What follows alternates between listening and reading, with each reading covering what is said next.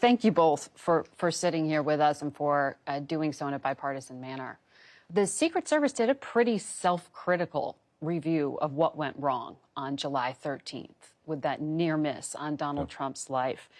They said a lack of diligence, communications gaps were responsible here. They took the blame. The director resigned. What more did you find that they didn't already fall on their swords for? Well, I guess I could start off because it's my hometown. Yeah. Right? And I thought from the very beginning it probably wasn't the right size venue because of when the president had come to Butler before, about 50,000 people showed up. The venue we went to would really hold, they would hold a lot of people, but it's a very difficult venue to get in and get out of. I was more concerned with traffic and how do I get tied up. You thought that before? Yeah, when they first said they were coming to Butler, I thought they were going to come to the same place, and they said no, they were going someplace different. So when you look at that, so in the very start of it, and I didn't realize at the time, but once the campaign team makes a selection, they hand the keys over to Secret Service. And I think looking back on it, Secret Service would have been better at that point to say, you know what, when you know you want to be in that town, but there's probably better places for you to be, this is going to be hard for us to secure.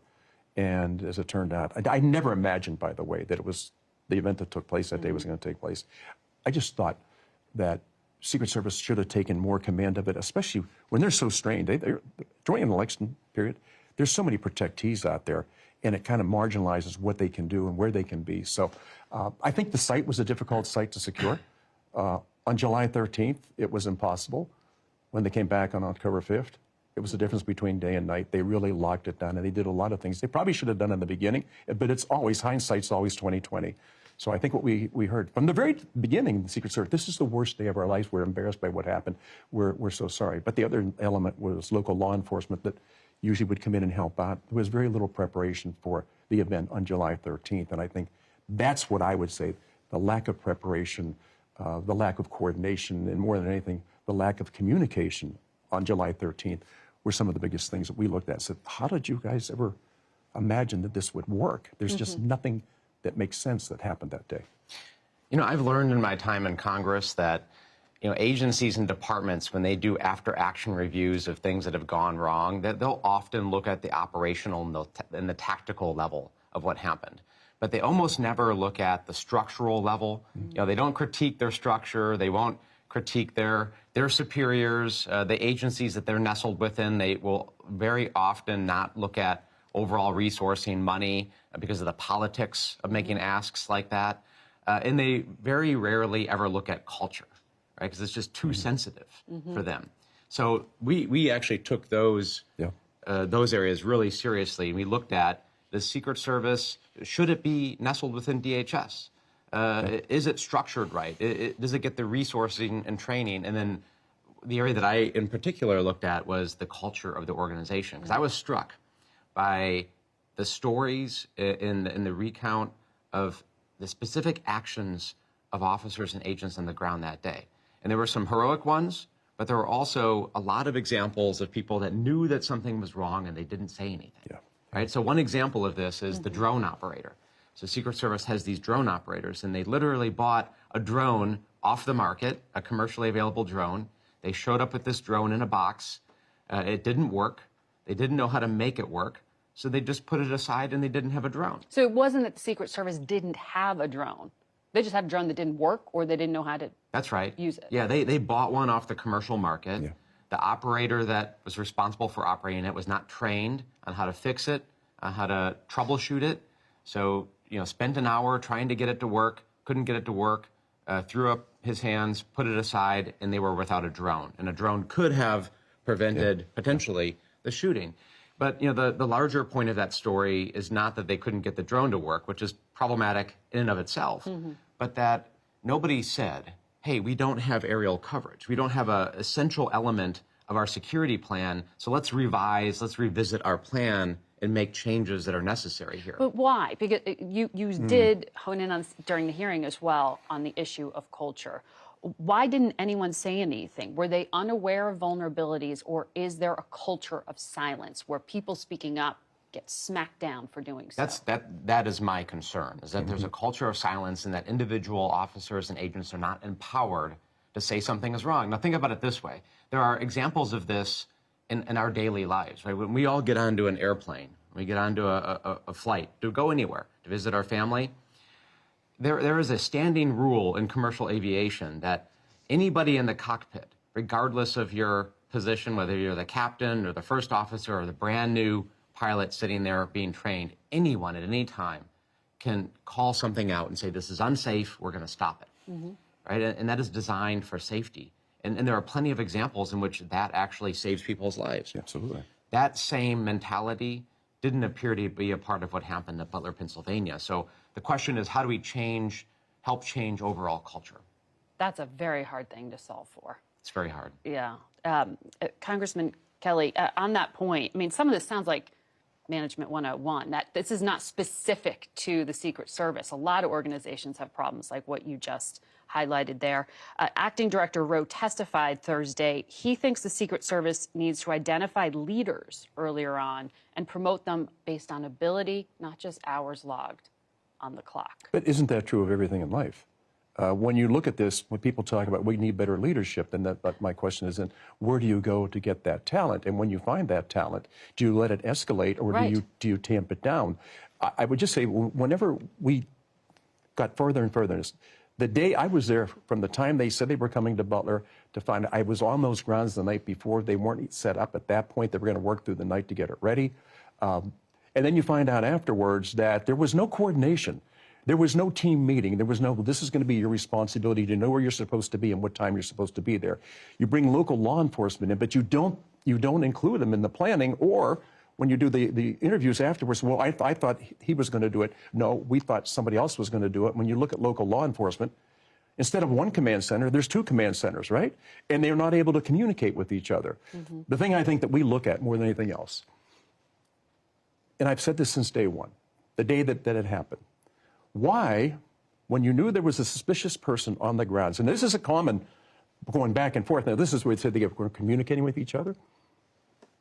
You can't tell me that you didn't know till 10 minutes after 6 that you couldn't communicate.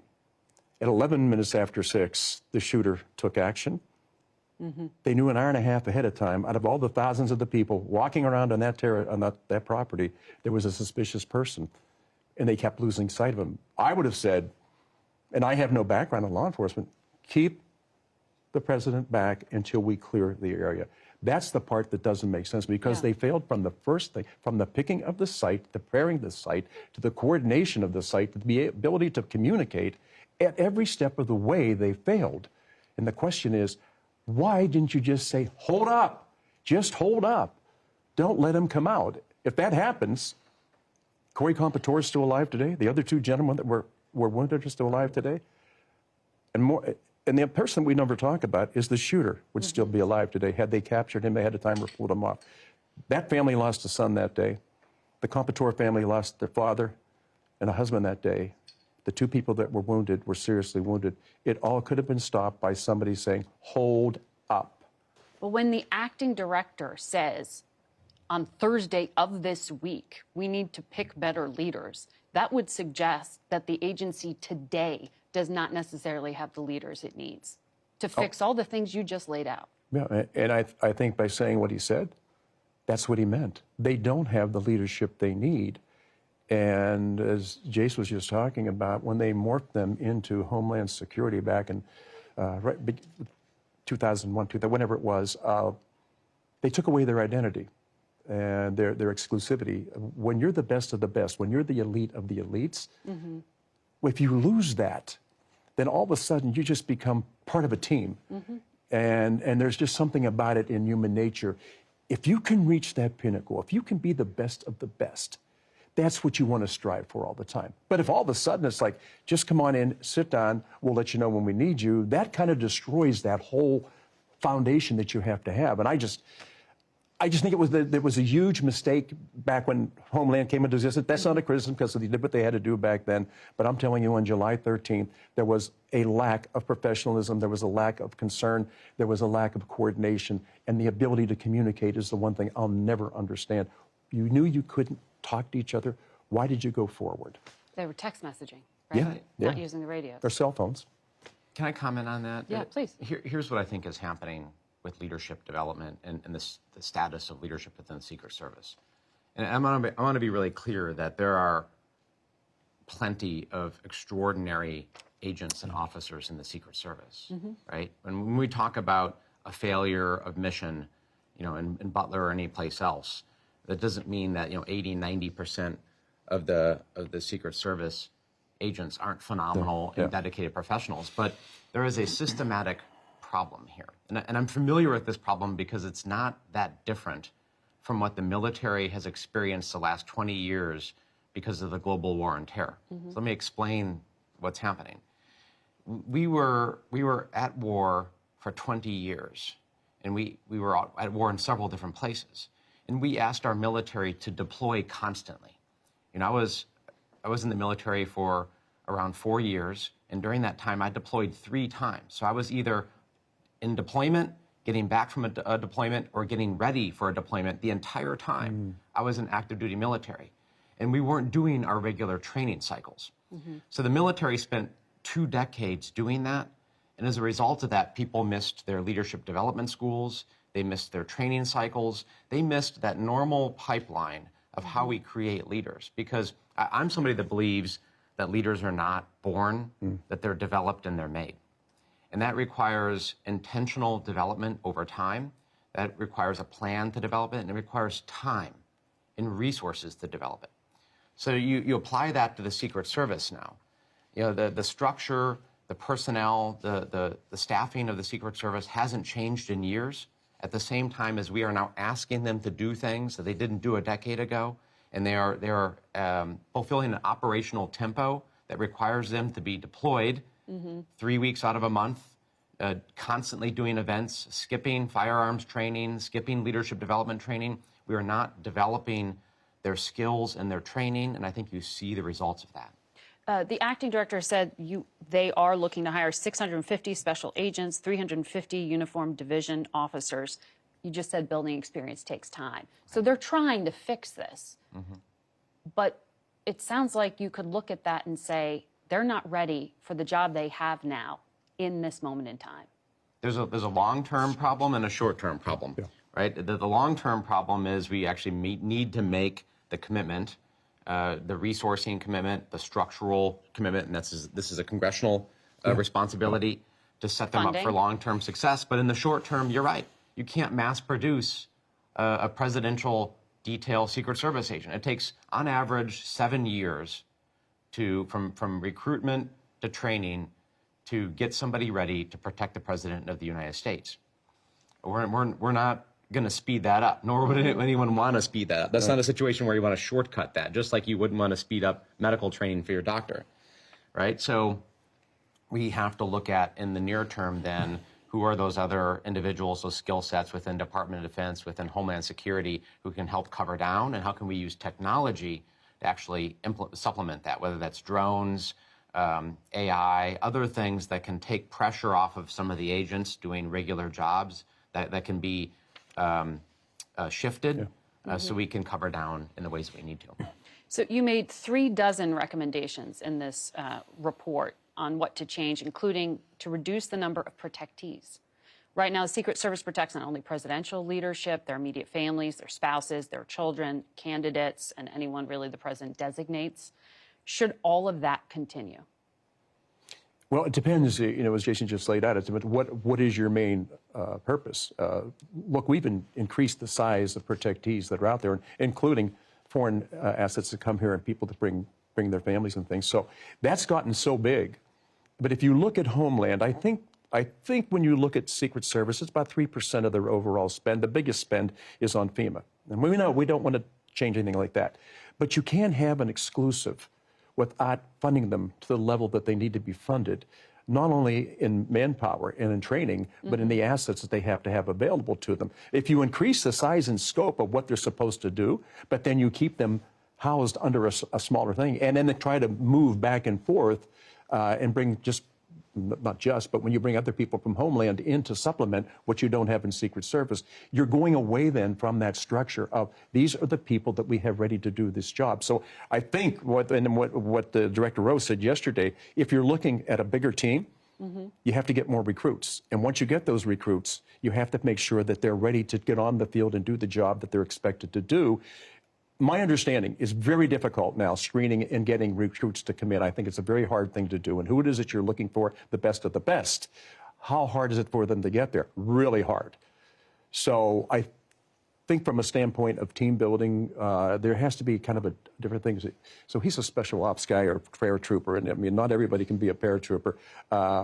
It takes a lot of training because you're not supposed to jump out of a plane unless it's going down, right? And you need some help. But it takes a special breed. That's a commentary on our mindset. The mentality of paratroopers more than anything else. We're always a little bit off. Jump. Well, we were in Normandy this summer together. That's the first time we had met. And he said, I'm going to be jumping out of the airplane tomorrow. I said, why in the world would you do that? He said, because that's what I do. And I said, when was the last time you did it? And on the 75th anniversary, I said, so 5 years ago was the last time you jumped out of a plane?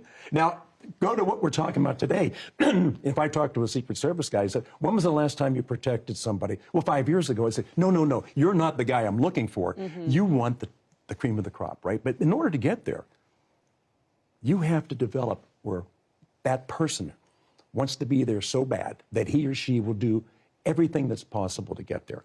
And I think that's what we're looking for. We're looking for a really elite group. But then if we're going to ask them to make that commitment to our country, we should make our commitment to make it possible for them to be the best of the best.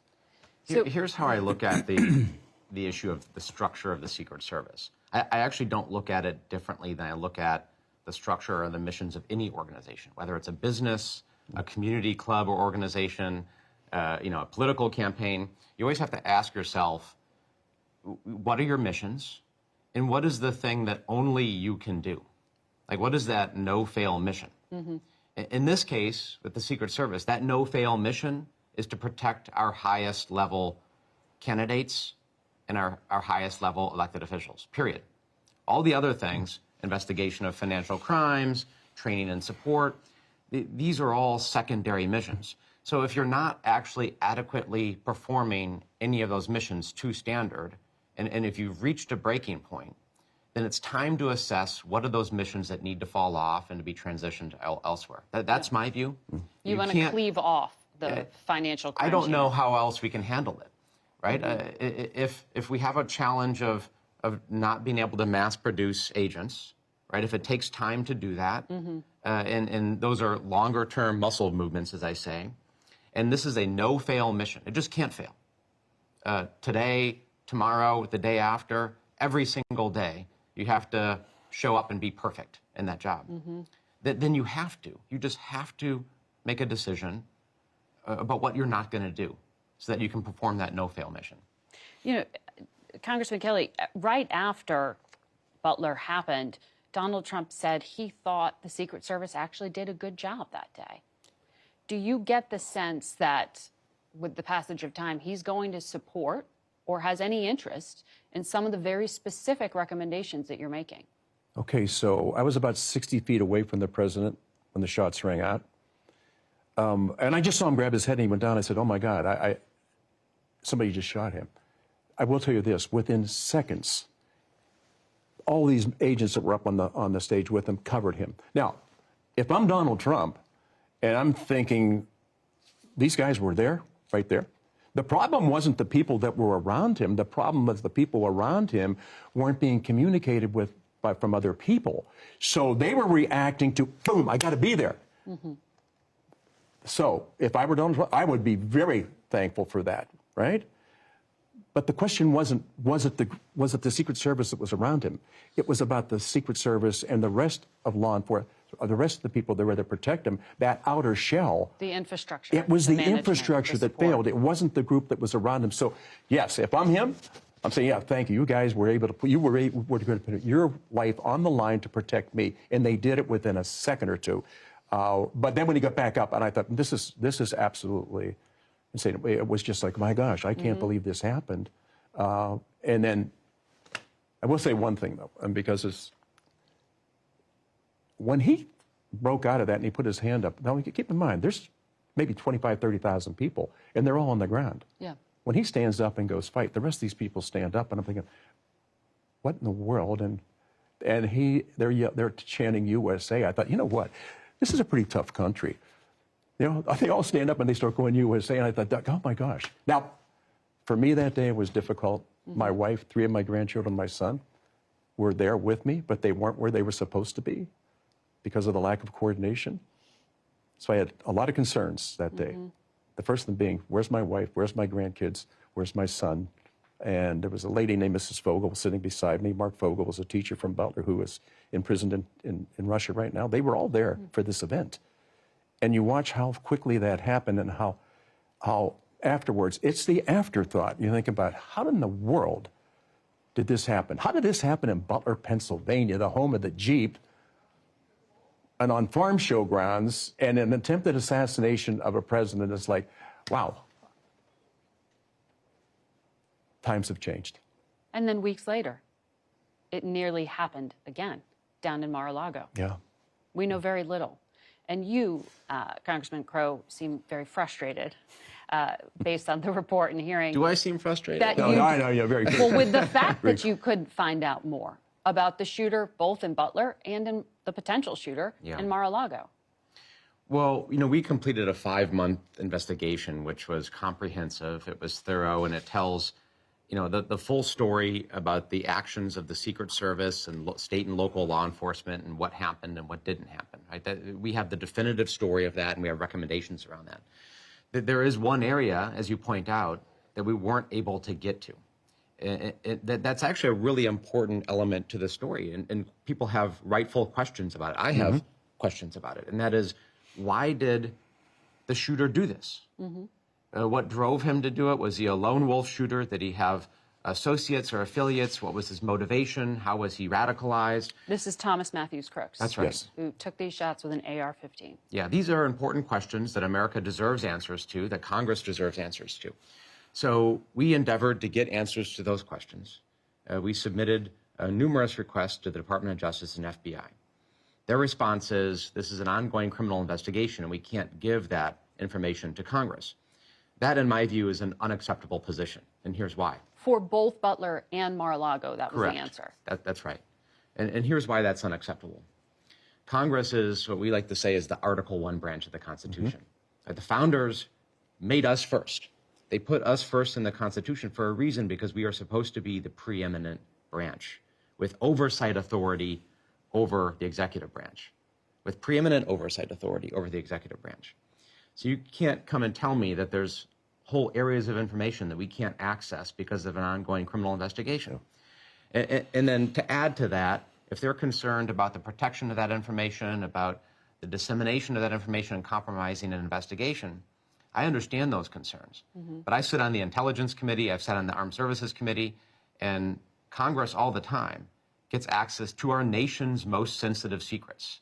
Ongoing operations, intelligence operations, military operations. You can't tell me that there isn't a way to put us into a secure facility and get us information about an ongoing criminal investigation when I regularly am receiving briefs on what our spies and our military special operators are doing regularly around the world. So none of this stands to reason, and we have dedicated ourselves to continue to get those answers. And if the FBI and DOJ thinks that they can wait us out and stonewall us, they are wrong. Good luck. Because members of our task force, even after we sunset in a couple of weeks here, sit on all of these committees, and we will get that information.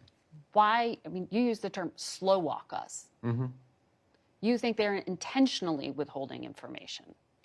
I don't know what their intention is. I mean, I'm not a mind reader, but you know, I've been around Congress long enough to know what people get do stonewalled, when you get yeah. stonewalled. I mean, listen, this is not uncommon. No.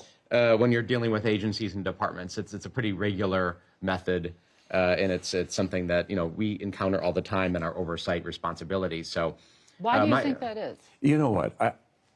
In my life, right, and I've done a lot of different things, but most have been in the retail, in the public. It's always bothered me. There's a sense of paranoia with these agencies, and when you ask them a question, they would try to come back to you. Why are you asking that question? I said, well, why are you asking me why I'm asking that question? Why don't you just answer it, and then we can go to the next subject? It's that holding back. It's like, well, we don't trust you, and that's That's why we're here today, because you know what? There's I'm not so sure the American quite a lot people. of political tension Well, you know, when we between started, Congress and the Justice Well, there should Department. be, because they're often and the like, hey, you're FBI. out to get us. I'm like, well, we're not out to get you, but we are out to hold you accountable and to get answers. So, I mean, we're not here to you know, just play nice all the time. We have independent obligations. But I mean, the seriousness of the task and what was being looked at, you think should have compelled the FBI and the DOJ to share the information about what they know of the now deceased alleged shooter Yes. in Butler and the attempted shooter in Mar-a-Lago. Absolutely. What is it that you want to know about them? Because the public knows very little about Mr. Crooks in particular. When you look at him and you try to find out, having 4 children and 10 grandchildren, parents are usually the best people to go to. You were talking earlier, we have family of your own. I think as a parent, you're more aware of what's going on with your child. What are her good days? What are her bad days? What is it that's bothering her? There's something there that's missing. I don't know what it is, and I'm not making a criticism.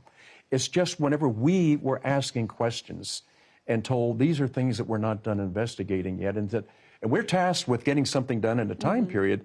And at the very beginning of this, you know, our whole effort was to restore the faith and trust and confidence the American people must have in these institutions. When they stonewall you, when they hold you back, what would you automatically think? What is it they don't want us to know? Right. Listen, I don't know enough about Mr. Crooks or the Crooks family. I just know that a lot of things happened that day that didn't have to happen that day. But now when you do the aftermath of, okay, so what is it we could have done different, and why aren't you telling us certain things that we need to know? Don't stonewall us, because when you stonewall us, my feeling is, and I think Jace is the same way, there's something you don't want us to know. Was the failure where? And is it that you don't want to take that? Because as we went through all this stuff, and the finger pointing, it wasn't my job, it was his job. And it's like, wait a minute, just stop. Just stop. We're not here to get rid of you. We're here to make sure this doesn't happen again to the best of our abilities. So it was frustrating. Well, And, you know- so we don't know, or tell me if Yeah, perhaps you know the answers. we're Was in- there a foreign nexus? Do we know yes or no? I will get to that, but I just want to lay the groundwork a little bit for this issue. You know, we're in an age of incredible disinformation and misinformation. Americans are deluged with misinformation and disinformation that's coming from a variety of sources. Our adversaries, you know, our state adversaries, Russia, China, and others, you know, non-state actors.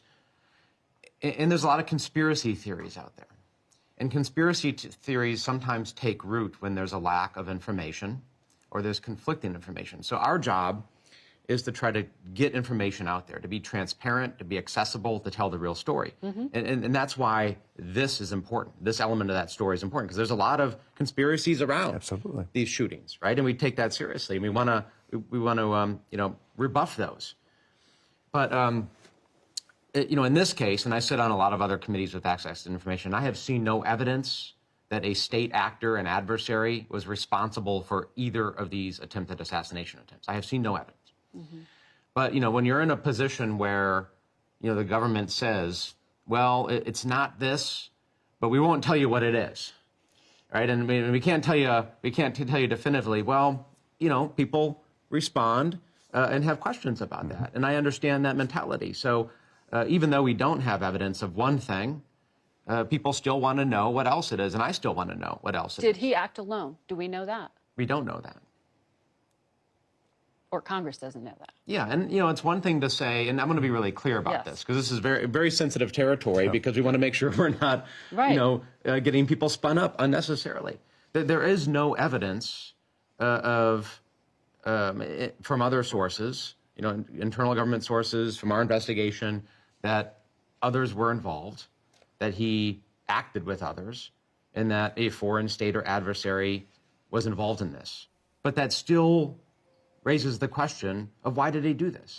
Was he just a disturbed young man who decided to take action alone? Probably. I mean, that's probably the answer. It looks like now. Yeah. Right? That's what it looks like. But we need to know, right? And let's get the information out there that the government has to make sure that we can settle this. And that's our obligation. And you know, I asked you specifically about foreign nexus because, as you know, Congressman Kelly, in the weeks leading up to this, there was more information about a direct threat to the now president-elect Donald Trump from the Iranian regime. It was a heightened threat environment. There was a specific known actor that they were worried about, and because of that, security was increased. So we're not just talking about day-to-day Secret Service protection. No. You're talking about an environment where there were threats, known threats. So in that environment, that doesn't speak to a lot of, I mean, you laid out a lot of concerns you have. Oh, but absolutely. Is the agency today able to do its job if they weren't able to do it in July? Well, I would sure hope that they understand that there's more oversight. And when you, as you speak as a foreign government being involved in it, it's part of the testimony. It's a back and forth between actual and the people that were there saying, I wonder if this could have been part of what they were referring to with a foreign adversary. I wondered why they didn't share more of it. And I think that now these are the people you have on the ground doing the protection, and they're saying this as afterwards, I wonder if this was what they were talking about, and why didn't we know more about it? In fact, some of them knew nothing about it at all. You know, go back to what we said in the beginning. This is a preparation for anything that is the indication of whether it's going to go well or not. There's so many missing pieces on this one. And I think that we're frustrated, and I think the task force, the 30 people that were working on this every single day, were frustrated too. We said, how could there be so many missing pieces? It just doesn't make sense that none of this stuff came together. And on that day, none of it was coordinated. It was just thrown together. And now we look at it and think, you know what? We were tasked with trying to find out what happened that day, why it happened that day, and to the best of our ability, make sure that the Secret Service, that doesn't happen again to them. We can't guarantee that these things won't happen because it's a crazy world right now. But there was too much ahead of time that we did know, that we didn't share. Yep. And I know when you're talking to them, the key to everything is communication. The lack of communication, I'll never understand when it comes down to that. And I'm not going to repeat it again because I've said it. My wife said, please quit talking that way. But I would never let my child play near a road. And when you do, you put people at jeopardy of that, and you know there's a danger there, don't let it happen. I don't think you don't have to have a degree in everything to understand protection is protection. The main job of the Secret Service in that day was they were protectees, and if that's our mission, then maybe we can slow walk and help them out with different assets that maybe they don't have. But it was, for me, that day, that was a signal that there's something wrong. And as we went through the task force, the inability to communicate, even with the federal agencies who are on board, that just sends up a red flag right away. I said, why won't you tell us what we're asking you? And if it comes back, we don't know why you're asking us that, is because we were tasked to find out. At the end of the day, the American people have to have confidence in you. And at this point, it's hard to have confidence with people who won't share information with you. There are already proposals out there. One of your Democratic colleagues has proposed cleaving it off from DHS. Others have proposed other visions for what to do to the agency. In the new Congress, where does this rank in terms of priority?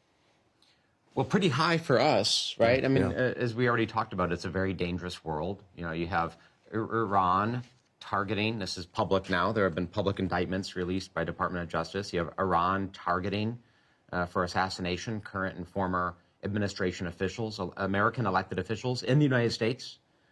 You have, the Wall Street Journal reported not long ago about Chinese hacking of our telecommunications systems, possibly the largest hack and breach in American history. Our adversaries are doing deeply troubling things right now as we're sitting here speaking about it. So it's a dangerous world. And domestic actors. And domestic actors. Domestic extremism too, as you're absolutely right. So again, this goes back to this being a no-fail mission, having to make sure that we are both raising the fences around the things we need to protect, but also establishing deterrence with respect to our foreign adversaries. We can't be in a position anymore where our rivals, our adversaries are doing these things without substantial cost, without substantial response to them. There has to be penalties imposed much harsher penalties imposed for them doing it, because right now, clearly, deterrence in several important respects has not been established. So we are going to do both to make sure that our people are protected, because we just cannot be in a situation where our highest elected officials are at risk here. Totally agree. Is there anything that you feel important to raise that we didn't talk about? Well, I think that from the very beginning, we never identified as Republicans and Democrats. We defined as a task force to find out what happened that day. And the whole goal from day one is to restore the faith and trust and confidence that the American people must have in this agency. At this point, it's probably at the lowest ebb it's ever been. And the other thing is, I think we realize that threats are 365 days a year, 24 hours a day. You can't take a day off. You can't take a play off. You've got to be ready every single moment for anything that could possibly happen. Is that a difficult task? Yes. Is it almost impossible? Yes. There's a lot of bad actors out there. But you know what's not impossible? Our dedication to the fact that we're going to do the best we can do every single day to ensure that the American people have the faith and trust and confidence they must have in us. We both represent 750,000 people. They sent us here to represent them. And so that's the message, I think, from day one. And this guy's got background in it. I don't. But our task force worked together so well. And I think the best thing is, you know what, there's not an election year, which really can take the focus off of these different things that come up from a political standpoint. This isn't political for me. This is strong policy for the American people. This is a tough place to work. And there are, frankly, there are some people here that don't belong here, that I think are just here to get attention, to get clicks on social media, that are here to legislate. But this has been one of the best experiences of my time in Congress, and I couldn't have asked for a better partner than Mike Kelly. And he's a very conservative Republican, and I'm a Democrat. We're both proud of that. We're proud of our politics, and we represent our districts, right? That's actually the job, right? We represent the culture and the politics and the hopes and dreams of our districts, and that's what's so beautiful about this place when it works well. But this process, and I think this is really important for Americans to understand, this process was serious. It was bipartisan. It was deep, and we did the job that we were asked to do. And not a lot of people get exposure to that. They just see these clips of people doing crazy things here. And I would just encourage people to read the report, to look at what we did here, and to know that important things can still get done. At the very end, the suggestions we have, they're very specific. They're very specific, but there's nothing that people say, why in the world would they think of that? And then the answer is, that's the same way you would think. If you were going on a trip or doing anything and taking your children with you, you would go through that same checklist. Everything in life revolves around a checklist, and the worst thing you can do is stop using the checklist. We will see what happens in the new Congress with the new president and the choice of a potentially new director. Thank you. Thanks for having us. Yeah.